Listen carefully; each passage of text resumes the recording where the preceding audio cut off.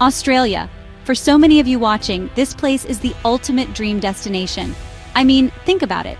Vibrant cities that never sleep, coastlines that stretch for thousands of miles with perfect waves, and some of the craziest, most unique natural wonders you'll ever see. It's a place that's on literally everyone's bucket list. But here's the problem. This country is massive. Trying to plan a trip here can feel impossible. Where do you even start? It's so big and there's so much to see that it's honestly overwhelming. You could spend a lifetime here and still not see everything. But what if I told you that seeing the absolute best parts of Australia could actually be simple? What if I told you I've created the perfect itinerary that takes all the stress out of planning? Because that's exactly what we're going to do in this video. I've figured out the ultimate route to experience the most incredible places this country has to offer, and I'm going to share every single detail with you. It's going to be insane. First, we're going to kick things off with some mind-blowing facts about Australia that you probably didn't know. Then, we're diving straight into the adventure, starting our epic round trip and hitting the most amazing spots. I'm talking hidden gems, iconic landmarks, and experiences you will never forget. So, if you love captivating stories and want to see some of the most breathtaking visuals from around the globe, do me a favor and smash that subscribe button right now. You are not going to want to miss this. Let's go. All right. Before we jump on a plane, you need to understand just how insane Australia actually is. I'm going to hit you with some facts that sound completely made up, but I promise you, they are 100% real. First up, get this. Australia is the world's largest island, but it's also the smallest continent. How is that even possible? It's playing on easy mode and expert mode at the same time. It's so big, you could fit almost all of Europe inside it. That's why planning a trip here is so difficult. Now let's talk about the animals. You've all seen kangaroos and koalas. But did you know that over 80% of all the plants, mammals, reptiles, and frogs here are completely unique to Australia? You won't find them anywhere else on the entire planet. We're talking about wombats that do cube-shaped poop. Yes, you heard that right, cube-shaped.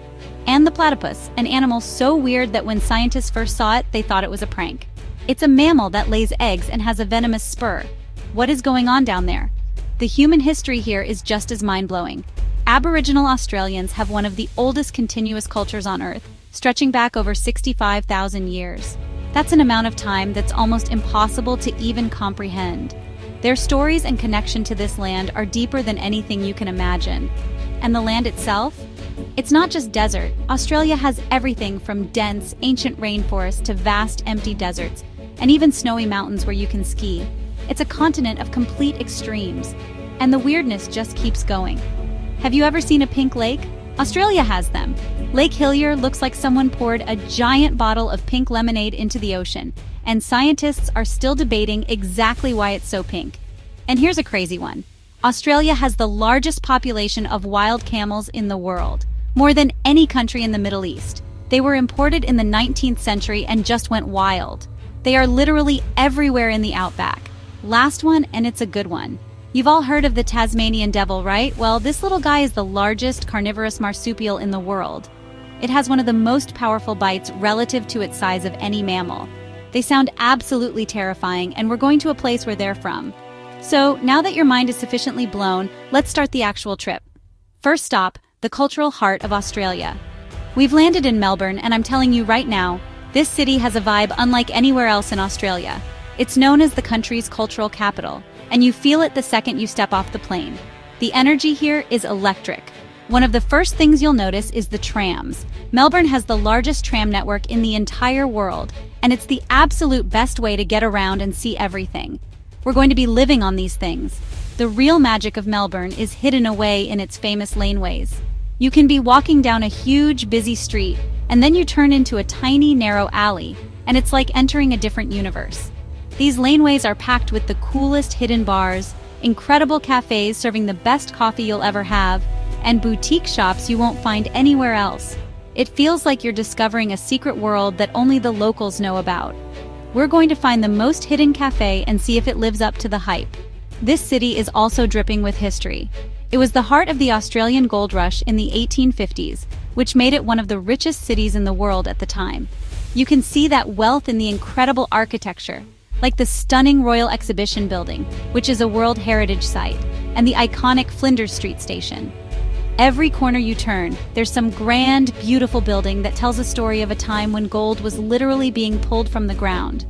But Melbourne isn't just old buildings. It's one of the best places for street art on the planet. We're heading to Hosier Lane, which is basically an outdoor art gallery that's constantly changing. The walls are covered from top to bottom in incredible, vibrant graffiti and murals. It's a sensory overload in the best way possible. And the food scene? It's legendary. From the traditional Italian restaurants on Lygon Street to the bustling, authentic eateries in Chinatown, you could eat here for a year and never have the same thing twice. We're also going to check out the Melbourne Museum, walk along the Yarra River and South Bank, and maybe even catch a game at the MCG, the Melbourne Cricket Ground, which is like a cathedral for sports fans here. Then we'll explore the hipster neighborhoods of Fitzroy and Collingwood. The best time to visit is spring or autumn when the weather is perfect. Melbourne, you are officially awesome. Next, we're getting out of the city and heading somewhere a little more relaxing. Just an hour's drive from the hustle of Melbourne, we've arrived in the Yarra Valley, and the change of scenery is insane. We've traded skyscrapers and trams for rolling green hills and endless rows of grapevines. This place is one of Australia's most famous wine regions, and it is absolutely beautiful. People have been growing grapes and making wine here since the 1800s, so they've had a lot of time to get really, really good at it. The main event here is, of course, the wine. There are over 80 wineries scattered throughout the valley, from huge famous estates to tiny family-run cellars. We're not just going to drink the wine, we're going to see how it's made. We're going behind the scenes on a private tour to see the entire process, from the grapes being picked off the vine to the wine being aged in giant oak barrels. And yes, we will be doing a lot of taste testing. For science, of course. But the Yarra Valley isn't just for wine lovers. It's also a massive destination for foodies. The culinary scene here is all about farm to table.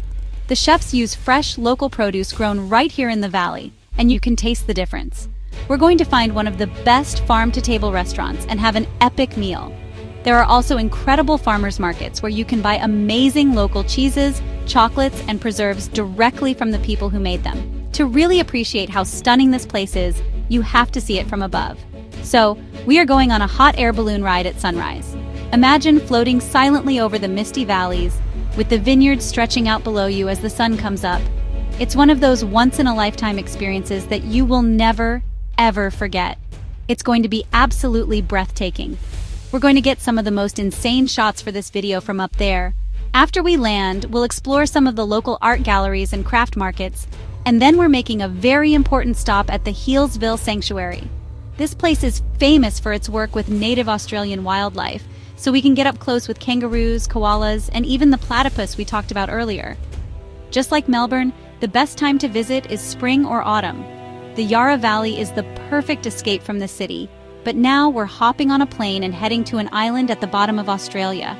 We have flown south, way south, to the island state of Tasmania and its capital city, Hobart. This place feels completely different from mainland Australia. It's rugged, it's wild, and it has this incredible historic charm. The city is squeezed between the huge River Derwent and the towering peak of Coonamble, or Mount Wellington. Here's a crazy fact for you. We are now closer to Antarctica than we are to Perth in Western Australia. It's a whole different world down here. The first thing you have to do in Hobart is eat. The seafood here is on another level. Because the water is so cold and clean, the local salmon, oysters, and rock lobster are considered some of the best in the world. We're heading straight to the waterfront to find a seafood punt, a floating stall, and eat oysters that were literally pulled out of the ocean this morning. You cannot get any fresher than this. The taste is unbelievable. It's like a taste of the pure Antarctic waters. Hobart has a dark and fascinating history. It was founded in 1804 as a brutal penal colony, and you can still feel that history in the old sandstone buildings. We're going to explore Salamanca Place, where these beautiful Georgian warehouses, once filled with goods from whaling ships and grains from convict farms, now house art galleries, theaters, and cafes. On Saturdays, this whole area transforms into the famous Salamanca Market, one of the biggest and best outdoor markets in Australia. You can't come to Hobart and ignore the mountain that looms over the city. We are driving to the summit of Coonamble, or Mount Wellington, which is over 1,270 meters high. The views from the top are absolutely insane. You can see the entire city, the river, and the vast wilderness stretching out to the horizon. There are also tons of hiking and mountain biking trails if you're feeling adventurous. The weather can change in an instant up here, so we have to be prepared for anything. But the most famous and maybe the weirdest attraction in Hobart is Mona, the Museum of Old and New Art.